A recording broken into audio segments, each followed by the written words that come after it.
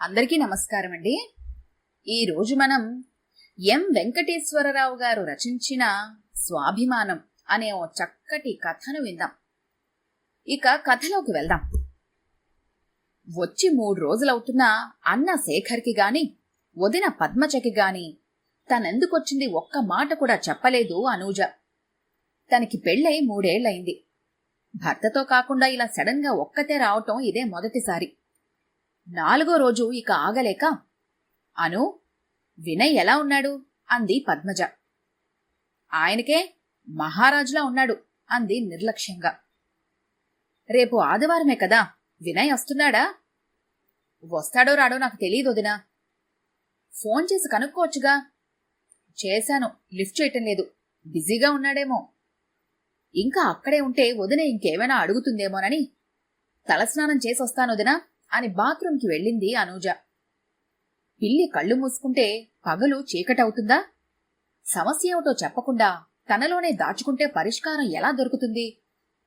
వాళ్ల అన్నకి కాని తనకి కాని చెప్పకుండా సమస్య నుండి పారిపోదామనుకోవటం పిరికితనం కాదా అనుకుంది పద్మజ. అనూజని రెట్టించడిగితే ఏం తప్పుగా అర్థం చేసుకుంటుందో ఏంటో అనుకుంది పద్మజ. అంతలో భర్త శేఖర్ వచ్చాడు.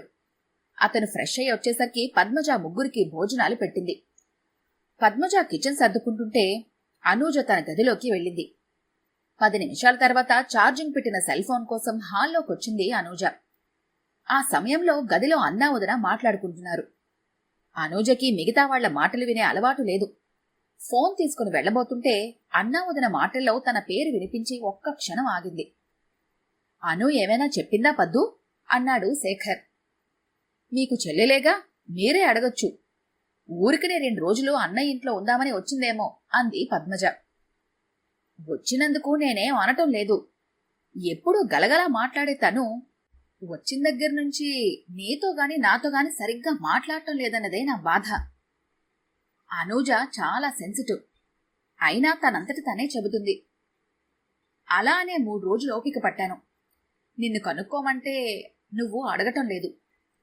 తన మౌనానికి కారణమేమిటో కనుక్కునే అవకాశమే అను ఇవ్వట్లేదు. ఏదో బాధపడుతోంది అనిపించింది. అందుకే ఇవాళ వినయ్కి ఫోన్ చేశాను. మాట్లాడా? ఇద్దరి మధ్య ఏదైనా గొడవ జరిగిందా? ఉత్సుకతతో అంది పద్మజ. ఏదో గొడవ జరిగిందట. మాట మాట అనుకుని చినికి చినికి గాలివానలా మారి నువ్వంటే నువ్వనుకునే వరకు వెళ్ళిందట. ఇద్దరి మధ్య ఈగో తలెత్తడంతో వినయ్కి చెప్పకుండానే ఇంట్లో నుంచి వచ్చేసిందట. అనూజది తప్పన్నట్టుగా అతను మాట్లాడాడు. ఇద్దరూ చాలా అన్యోన్యంగా ఉంటారు కదా, అసలు గొడవకి కారణం ఏమిటో? అతనికి బిజినెస్లో ఏదో నష్టం వచ్చిందట. ఆ చికాకుల్లో ఉన్నాడట. ఆ విసుగులో ఏదైనా అన్నాడేమో. అర్థం చేసుకోకుండా మాటకి మాట అనుకొని పంతాలకపోతే ఎలా కుదురుతుంది చెప్పు? ఇప్పుడు ఏం చేద్దామంటారు? మనమూ ఏమీ తెలియనట్టే ఉందాం. రేపు అనూజని వినయ్ దగ్గరికి వెళ్లమని చెప్పు. సమస్య అదే సర్దుకుంటుంది అన్నాడు శేఖర్. గది బయట నిలబడ్డ అనూజ మనసు విలవిల్లాడింది. ఏనాడు ఇలా మాట్లాడనే అన్నయ్య తప్పంతా తనదే అన్నట్టు మాట్లాడటం నచ్చలేదు. పైగా రేపే వెళ్లాలని చెప్తున్నాడు. నాకు 4 రోజులు అన్నయ్య ఇంట్లో ఉండే హక్కు లేదా అనుకుంటుంటే కళ్లల్లో నీళ్లు తిరిగాయి. ఏంటి పద్దు మాట్లాడవు అన్నాడు శేఖర్. ఏం మాట్లాడను? అనూతో ఏమని చెప్పాలి, ఎలా చెప్పాలో అర్థం కావటం లేదు. సమస్య పెద్దది కాకముందే భర్త దగ్గరికి వెళ్లమని చెప్పు. వెళ్లమని నేనెలా చెప్పను? మనకి 2 ఆడపిల్లలున్నారన్న సంగతి మర్చిపోకండి. తను మీకు చెల్లెలు, ఈ ఇంటి ఆడపడచు. ఏదో సమస్య వల్ల ఇక్కడికొచ్చింది. అన్నయ్య దగ్గరికి రాకుండా మరెక్కడికి వెళ్తుంది అంది పద్మజ. తనని రావద్దనో ఇంకెక్కడికో వెళ్లమనో నేననటం లేదు. భర్తతో గొడవపడి ఇలా రావటం బాగాలేదు అంటున్నాను. చూడండి, మొదట్లో మనిద్దరం మాత్రం తగులాడుకోలేదా? నేను అలిగి మూతి బిగించుకొని కూర్చోలేదా? ఇవన్నీ మొగుడు పెళ్లాల మధ్య సహజం. అవే సర్దుకుంటాయిలెండి అంది పద్మజ. నిజమే, కాని మన తగాదాలు 4 గోడల మధ్యనే వచ్చిపోయేవి. ఇలా చుట్టుపక్కల వాళ్ళకి తెలిసి నలుగురు నవ్వుకునేలా ఏనాడూ జరగలేదు. వినయ్ ముందు నిలబడ్డానికి కూడా అర్హత లేని వాళ్లు వచ్చి అతనికి బుద్ధులు చెప్తుంటే అతనికి ఎలా ఉంటుందో చెప్పు. ఎంతసేపు పొరుగింట్లో ఏం జరుగుతుందో అని ఆరా తీయటం, ఉన్న విషయానికి చిలువలు పలువలు కల్పించి నలుగురికి చెప్పటం కొంతమందికి అలవాటు. అలాంటి వాళ్ళని ఎక్కడుంచాలో అక్కడే ఉంచాలి. అలాంటి గురువిందలు తమకు నలుపు లేదు అన్నట్టుగా మాట్లాడతారు. వాళ్ల మాటల్ని పట్టించుకుంటే నష్టపోయేది మనమే. నిజమే, ఇప్పుడు ఏం చేద్దాం? కంగారు పడకండి, ప్రతి సమస్యకి ఒక పరిష్కారం ఉంటుంది. నెమ్మదిగా అనూజతో మాట్లాడదాం. తన మనసు కష్టపెట్టుకుని ఇక్కడికొచ్చింది. తనని మనమే అర్థం చేసుకోవాలి. వాళ్ళిద్దరి మధ్య ఏం జరిగిందో తెలుసుకుని సమస్యకి పరిష్కారం చూపించే బాధ్యత మన ఇద్దరిది. తనకి మనం అన్నా వదినలం మాత్రమే కాదు, అమ్మా నాన్నల్లా కడుపులో పెట్టుకుని ఆదరించాల్సింది మనమే అంది పద్మజ. గది బయట అనూజ మౌనంగా వింటోంది. పద్మజ మాట్లాడుతూ, కోర్టులో కూడా ఇరుపక్షాల వాదనలు విన్నాకే తీర్పు చెప్తారు. మీరు వినయ్ చెప్పిందే విని అనూజది తప్పని తీర్మానించటం సబబు కాదు. మగాళ్లకే సమస్యలు, చికాకులు, బాధలు ఉంటాయా? అలాంటి సమయంలో వాళ్ళు ప్రదర్శించే కోపం, విసుగు భార్యలే భరించాలా? అనూజ కూడా ఎంఎస్సీ వరకు చదువుకుంది. కార్పొరేట్ కాలేజీలో లెక్చరర్గా పనిచేస్తుంది. తనకి సమస్యలు, వర్క్ టెన్షన్లు ఉండవా? వాటిని తనే భరించాలా? ఇదెక్కడి న్యాయం అంది పద్మజ. శేఖర్ మౌనంగా వింటున్నాడు. నేను మీ భార్యగా ఈ ఇంటికొచ్చేసరికి అనూజ తల్లి లేని చిన్న పిల్లండి. ఇదే మన పిల్లలకి జరిగితే ఇలానే ఉంటామా? రేపు ఆలోచించొచ్చు, పడుకోండి అంది పద్మజ తను పడుకుంటూ. గది బయట నిలబడ్డ అనూజ తన గదిలోకి వెళ్లి తలుపేసుకుంది. నిద్ర పట్టటం లేదు. ఆమె ఆత్మాభిమానం కళ్ళని తడిచేస్తుంటే మనసు గతంలోకి వెళ్ళింది. అనూజది యావరేజ్ అందమే, బుద్ధిశాలి, అనుకువతో పాటు స్వాభిమానం ఎక్కువ. వ్యక్తిత్వంలో తనకు తానే సాటి అని ఖచ్చితంగా చెప్పచ్చు. వినయ్ చాలా తక్కువగా మాట్లాడతాడు. ఇంటెలిజెంట్. ఇంజనీరింగ్తో ఆగకుండా ఎంబీఏ కూడా చదివాడు. అనుకున్నది సాధించే వరకు నిద్రపోడు. అభ్యుదయ భావాలు కలిగిన ఉన్నత వ్యక్తిత్వం అతనిది. ఇలాంటి మనస్తత్వాలున్న వినయ్కి అనూజకి పెళ్లి కుదిరింది. ఆమె వ్యక్తిత్వానికి అతను ఫిదా అయితే, అతని అందానికి, ఆశయాలకి అనూజ ఆకర్షితురాలైంది. తన ఏకైక చెల్లెలికి కట్నమిచ్చి ఘనంగా పెళ్లి చేయాలనుకున్నాడు శేఖర్. కట్నం సంగతి ప్రస్తావించగానే తన వరకట్నానికి వ్యతిరేకినంటూ అలాంటివేమీ వద్దని అన్నాడు వినయ్. పెళ్లి తర్వాత ఇద్దరి మధ్య చిగురించిన ప్రేమ ఒకరిని వదిలి ఒకళ్ళు ఉండలేనంత గాఢంగా పనివేసుకుంది. అన్యోన్యతకి కేర్ ఆఫ్ అడ్రస్ వాళ్ళిద్దరి అన్నట్టుగా ఉండేవాళ్లు. మొదటి పెళ్లి రోజు ఘనంగా జరుపుకున్నారు. 2 ఏళ్ల తర్వాత చేస్తున్న సాఫ్ట్వేర్ ఉద్యోగానికి రిజైన్ చేసి మరో పార్ట్నర్తో కలిసి స్టార్టప్ కంపెనీ మొదలుపెట్టాడు వినయ్. కొన్నాళ్లు బాగానే సాగింది. పార్ట్నర్ మోసం చేయటంతో అతన్ని తొలగించాడు. కాని ఆర్థిక ఇబ్బందులు తలెత్తాయి. డబ్బు కోసం ఏం చేయాలో తోచలేదు. 2-3 ఫ్రెండ్స్ని అడిగాడు. ఎక్కడా వర్కౌట్ కాలేదు. అడిగిన వాళ్లలో ఓ ఫ్రెండ్ సుజిత్. వినయ్, నువ్వు కట్నం తీసుకోకుండా పెళ్లి చేసుకుని మంచివాడివి అనిపించుకున్నావు.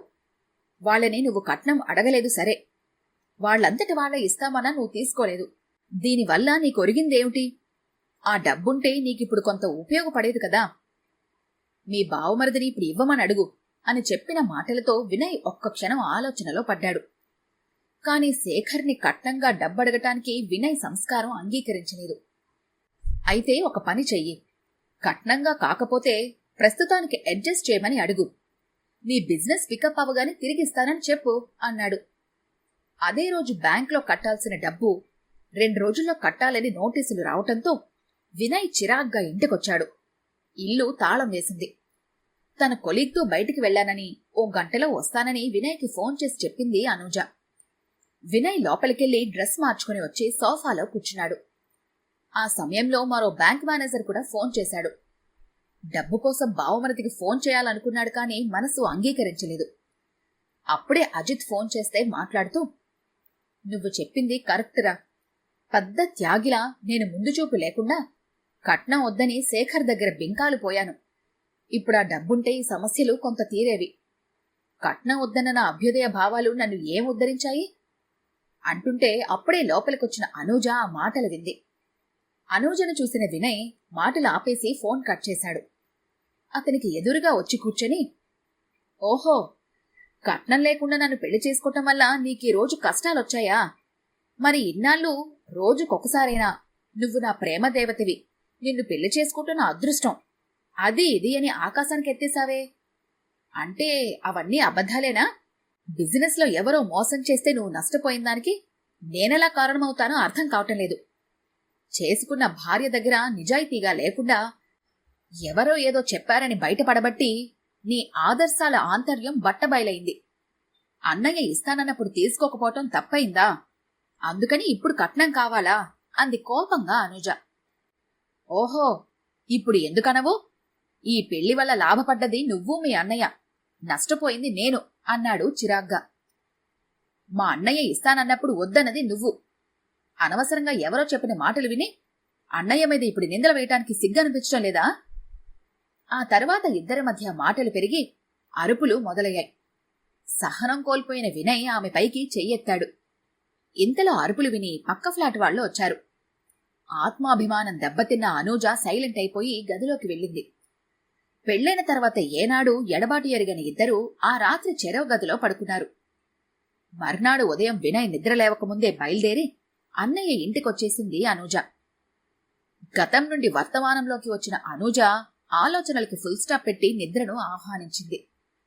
మరుసటి రోజు ఉదయం అన్నయ్య శేఖర్ ఆఫీస్కి వెళ్లగానే పద్మజ అడగటానికి ముందే జరిగిందంతా చెప్పింది అనూజ.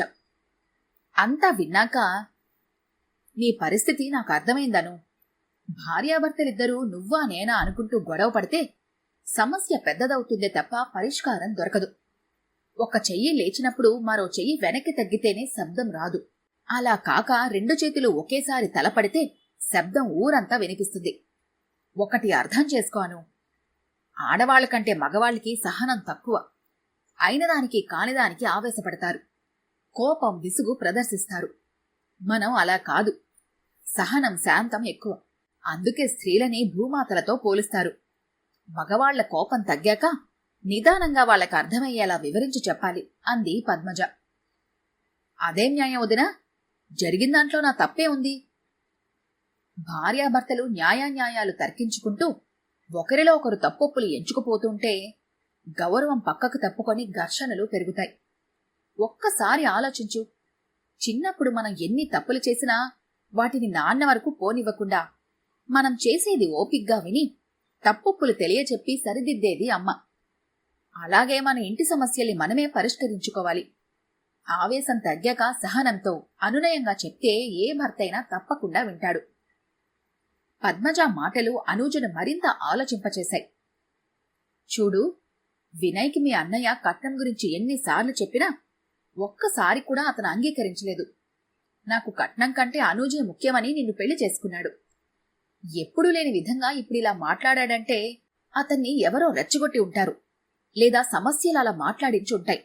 సహజంగా అతను అభ్యుదయ భావాలున్న వ్యక్తి. తప్పెక్కడో జరిగింది. తప్పు ఎవరిలో ఉందో అతనికి తెలియచెప్పాల్సిన బాధ్యత భార్యగా నీదే. వినయ్ బిజినెస్ చేసేది అతని ఒక్కడి కోసమే కాదుగా, నువ్వు బావుండాలని, రేపు పుట్టబోయే పిల్లలకు మంచి జీవితం ఇవ్వాలనే కదా. పార్ట్నర్ మోసం చేయటం, నష్టపోవటం, ఆర్థిక ఇబ్బందులు ఏర్పడటం, వీటన్నింటితో చిరాగ్గా ఉన్న సమయంలో స్నేహితుడు చెప్పిన మాటలు అతనిపై ప్రభావం చూపించాయి. ఆ అసహనాన్ని నీ మీద చూపించేసరికి నువ్వు తగ్గకుండా మాటకు మాట ఎదురు చెప్పటంతో ఇద్దరి మధ్య ఎగో తలెత్తి పరిస్థితి ఇంతవరకు వచ్చింది. వంగని ఇనుము కంటే వంగే గుణంగల బంగారానికి విలువ ఎక్కువ. ఇద్దరిలో ఏ ఒక్కరికి ఇబ్బందొచ్చినా ఇది మన ఇద్దరిది అనుకొని సహాయం చేసుకుంటూ సర్దుకుపోతే సమస్యలను మూడో కంటికి తెలియకుండా సాల్వ్ చేసుకోవచ్చు. నువ్వు నేను వేరు కాదన్న భరోసా ఒకరికొకరు ఇచ్చుకుంటే ఇలాంటి గొడవలు చాలా అల్పంగా కనిపిస్తాయి అంది పద్మజ. అప్పటి వరకు సహనంగా వదిన మాటలు విన్న అనూజకి కళ్ళు చెమ్మగిల్లాయి. సాయంత్రం అన్నయ్య రాగానే చెప్పి నేను వినయ్ దగ్గరికి వెళ్తానొదినా అంది. ఇది కరెక్ట్ అని ఆప్యాయంగా దగ్గరికి తీసుకుంది పద్మజ. అనూజ లేని 3 రాత్రులు 3 యుగాలుగా గడిపాడు వినయ్. మామూలుగా ప్రతిరోజు ఆఫీస్కి వెళ్ళాక పని బిజీలో అనూజ సంగతి మర్చిపోయేవాడు. ఫోన్ చేయాలన్న సంగతి కూడా గుర్తుండేది కాదు. కాని అనూజ అలా కాదు. మధ్యాహ్నం ఫోన్ చేసి భోంచేశావా అని ఆప్యాయంగా ప్రతిరోజు అడిగేది. కాని ఇప్పుడు తన భావాలు ఆదర్శాలు అన్నీ గాలి కొదిలి ఎవరో చెప్పిన మాటలు విని సంస్కారం కోల్పోయినందుకు ఎంతో ఫీల్ అవుతున్నాడు. అనూజతో మాట్లాడి 72 గంటలు దాటింది. ఆపై ఆగలేకపోయాడు. ఆమెకి అలానే ఉండి ఉంటుంది అనుకున్నాడు. అనూజ మనసు అతనికి తెలుసు. ఈ గొడవలు ఇద్దరికీ గౌరవం కాదు, ఈ దూరం ఎవరికీ ఆనందం కాదు అనుకుని కారు తీసుకుని శేఖర్ ఇంటికి బయలుదేరుతుంటే ఫోన్ మోగింది. బిజినెస్ పార్ట్నర్ శ్రీకర్ ఫోన్ చేశాడు. వినయ్ని ఎక్కడికి వెళ్లొద్దంటూ తనొచ్చి కలుస్తానంటూ చెప్పాడు. అరగంటలో శ్రీకర్ వచ్చాడు. వినయ్ని మోసం చేసినందుకు తనకు తగిన శాస్తి జరిగిందని, తన ఏడాది కొడుకు అకస్మాత్తుగా మరణించాడని చెప్పి బిజినెస్ లో తను వాడుకున్న డబ్బంతా తిరిగి వినయ్ బ్యాంక్ అకౌంట్లో జమ చేశానంటూ క్షమించమని అడిగి వెళ్లిపోయాడు. ఇప్పుడు వినయ్ మనసు ఎంతో ప్రశాంతంగా ఉంది. వెంటనే అనుజకు ఫోన్ చేసి విషయం చెప్పాడు. సమస్యలు ఎదురైనప్పుడే స్థిరంగా నిలబడాలి మనిషి. అలాంటిది నేను అంత సంస్కారహీనంగా ఎలా మాట్లాడానో తలుచుకుంటేనే సిగ్గుగా ఉంది. దయచేసి నన్ను మన్నించు అని అడుగుతుంటే అతని గొంతు జీరబోయింది. అనూజది అదే పరిస్థితి. భర్త మాట వినేసరికి సంతోషంతో కళ్ళు తడిసి మాటలు రాలేదు. అను, నువ్వక్కడే ఉండు, నేనొచ్చి నిన్నింటికి తీసుకొస్తాను అన్నాడు. త్వరగా అంది ఉద్వేగంగా. సరిగ్గా సమయంలో శేఖర్ ఇంటికొచ్చాడు. అను, ఇదిగో ఇందులో డబ్బుంది, తీసుకెళ్లి వినయ్కివ్వు. ప్రస్తుతం అతనికి ఏవో ఇబ్బందులున్నాయట, దీనిని వాడుకోమని చెప్పు అని ఇవ్వబోతుంటే, వద్దన్నయ్యా, ఇప్పుడు తనకి డబ్బుతో అవసరం లేదు, తన సమస్య పరిష్కారం అయింది. నువ్వు వినయ్ దగ్గర డబ్బు ప్రస్తావన తేవద్దు అంది. నీకెవరు చెప్పారు? ఇప్పుడే ఫోన్ చేసి చెప్పాడు, నన్ను తీసుకెళ్ళడానికి వస్తున్నాడు అంది. మాటల్లోని వినయ్ వచ్చాడు. శేఖర్ ఏం తెలియనట్టే ఊరుకున్నాడు. వినయ్ కూడా జరిగిన విషయం గురించి ఏమీ మాట్లాడలేదు. కాఫీ తాగాక అనూజ వినయ్తో వెళ్లబోతూ పద్మజ దగ్గరికొచ్చి, వెళ్ళొస్తానొదినా, థ్యాంక్యూ అంది. ఆమెను దగ్గరకు తీసుకుని, భార్యాభర్తలు ఒకరినొకరు అర్థం చేసుకుని కాస్త సర్దుబాటు ధోరణిని అలవరుచుకుంటే ఎలాంటి సమస్యలైనా సమస్యపోతాయి. అయినా చదువుకున్నదానివి, నీకివన్నీ చెప్పాల్సిన అవసరం లేదు, సంతోషంగా వెళ్ళిరా అని ఇద్దరికీ చెయ్యూపింది పద్మజ సంతృప్తిగా. ఈ కథ కనుక మీకు నచ్చినట్లయితే లైక్ చేయండి, షేర్ చేయండి. మరిన్ని ఇంట్రెస్టింగ్ కథల కోసం మా ఛానల్ని తప్పకుండా సబ్స్క్రైబ్ చేసుకోండి.